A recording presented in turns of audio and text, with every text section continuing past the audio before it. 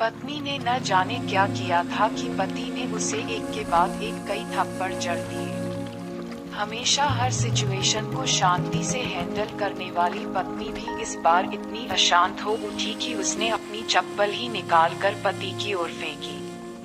चप्पल पति के बालों को छूते हुए निकल गई। ये किस्सा यहीं पर खत्म हो सकता था, मगर पति ने इसे अपनी मर्दानगी का विषय बना लिया और बात बद से बदतर होती चली गई। दोस्तों, आप कहानी में गुम हो जाए इससे पहले चैनल को सब्सक्राइब कर दो। रिश्तेदारों ने भी आग में घी का काम किया। किसी ने कहा, जो औरत अपने पति को चप्पल से मार सकती है वो ना ही तो वफादार हो सकती है और ना ही पतिव्रता। ऐसी औरत परिवार ही नहीं पूरे समाज पर कलंक की तरह है। बीवी के पक्ष वाले कहा पीछे रहने वाले थे। किसी ने कहा 21वीं सदी में भी जो स्त्री के साथ मारपीट करते हैं उन्हें तो जेल भेज देना चाहिए। तो कोई कहता है जरूर उसको कोई और पसंद आ गई होगी, इसलिए अब पत्नी से मारपीट करने लगा है। बात कोर्ट तक पहुंच गई। दोनों पक्षों ने एक दूसरे के खिलाफ केस फाइल कर दिया। पति ने चरित्रहीन होने का, तो पत्नी ने दहेज और शारीरिक उत्पीड़न का आरोप लगाया। 2 वर्षों से अधिक समय के लिए केस चला था। इन 2 वर्षों के दौरान दोनों पति पत्नी अलग अलग रहे थे। इन 2 वर्षों के दौरान दोनों पक्षों के समर्थकों की संख्या कम हो गई थी। पहले जहां दोनों पक्षों में समर्थकों का समूह होता था, अब गिने चुने लोग रह गए थे। पति और पत्नी दोनों की आर्थिक स्थिति भी इस समय के दौरान नीचे गिर चुकी थी, जिन्हें वो अपना शुभ चिंतक समझ रहे थे। पैसों की बात आते ही उन्होंने भी अपना पलड़ा झाड़ लिया था। अगर कोई देने को राजी भी हुआ तो मोटे ब्याज की शर्त पर। आखिरकार वही हुआ जो सब चाहते थे, डाइवोर्स। हर कोई खुश था।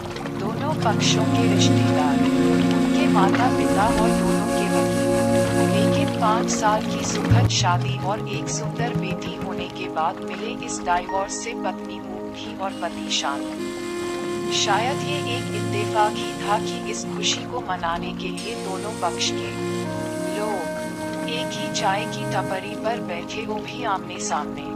इत्तेफाक इसलिए क्योंकि ज्यादातर लोग जो एक दूसरे के विरोध पक्ष को सपोर्ट कर रहे थे वे एक दूसरे को अच्छे से जानते भी नहीं थे।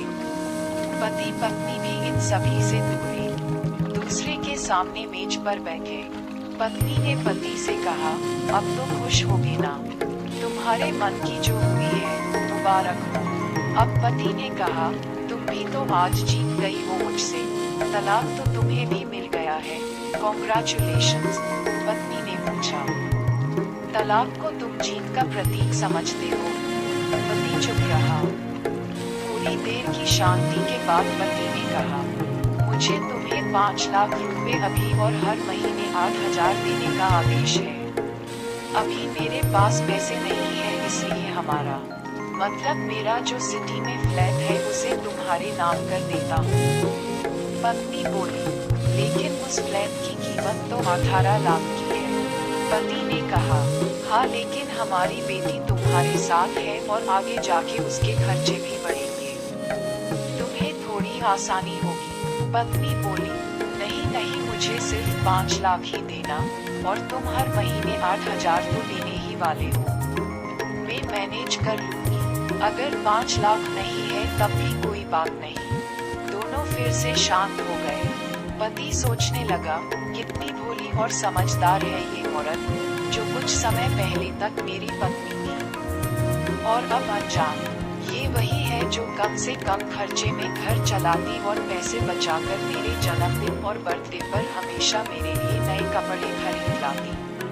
कभी बीमार भी हो जाती तो पैसे बचाने के लिए मुझे मालूम न होने देती और घरेलू नुस्खों से अपना इलाज कर लेती।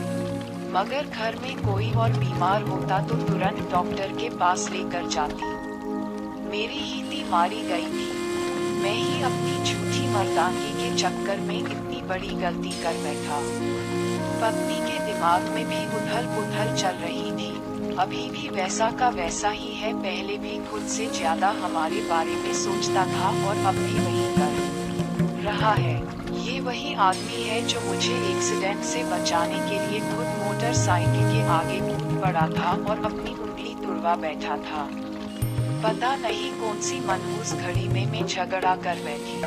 पति ने मौन तोड़ते हुए पूछा, अब तुम्हारे कमर का दर्द कैसा है? ज्यादा तकलीफ तो नहीं होती? पत्नी हल्का सा मुस्कुराए और बोली, अभी भी होता है, अब तो पेट में भी क्रैम्प्स उठते हैं। पति बोला, वो तो होगा ही, तुम योगा या कसरत भी तो नहीं करती हो। अब किसी गायनेकोलॉजिस्ट को जरूर दिखा देना। पत्नी ने पूछा, तुम बताओ, तुम्हारा अस्थमा कैसा है अब? क्या अब भी दौरे पड़ते हैं? पति बोला, हाँ पड़ते हैं, पहले से ज्यादा, क्योंकि अक्सर इन्हेलर भूल जाया करता हूँ याद दिलाने के लिए, तुम जो नहीं हो अब। पत्नी के आंखों में आंसू आ गए। वो बोली, तुम्हें मेरे चरित्र पर सवाल नहीं उठाने चाहिए थे, तो ये परिस्थिति आती ही नहीं। पति बोला, हाँ मैं जानता हूँ, तुम बहुत अच्छी हो, मुझसे गलती हो गई, बहुत बड़ी गलती। मैं लोगों के बहकावे में आ गया था। पति बोला, तुमने भी तो मुझ पर दहेज का इल्जाम लगाया था। गलत था। पत्नी ने कहा, और इस बात का मुझे भी पछतावा हुआ। पति कुछ कहना चाह रहा था लेकिन हिचकिचा रहा था। पत्नी ने पूछा, कुछ कहना चाहते हो? वो बोला, क्या सब पहले जैसा नहीं हो सकता? पत्नी बोली, क्या मतलब? पति बोला, मतलब कि हम फिर से पहले की तरह पति पत्नी बनकर, सच्चे दोस्त बनकर नहीं रह सकते। पेपर दिखाते हुए पत्नी ने कहा, पर ये डाइवोर्स के पेपर। पति ने अपने पास रखे डाइवोर्स के पेपर फाड़ते हुए कहा, फाड़ देते हैं। पत्नी ने भी अपने पास रखे पेपर फाड़ दिए। सभी हैरान थे, वकील, रिश्तेदार और माँ बाप। पति पत्नी दोनों एक दूसरे के हाथ में हाथ पकड़े अपने घर की तरफ चले गए। दोस्तों, ये कहानी उन हर पति पत्नी के लिए बड़ी सीख है जो छोटी छोटी बातों पर लड़ते हैं और इन झगड़ों को बड़ा बना के अलग होने का डिसीजन लेते हैं। प्यार और झगड़ा तो एक सिक्के के दो पहलुओं की तरह है। दोनों को स्वीकार करना होगा, तभी ये पवित्र रिश्ता उसकी मंजिल तक पहुंच पाएगा।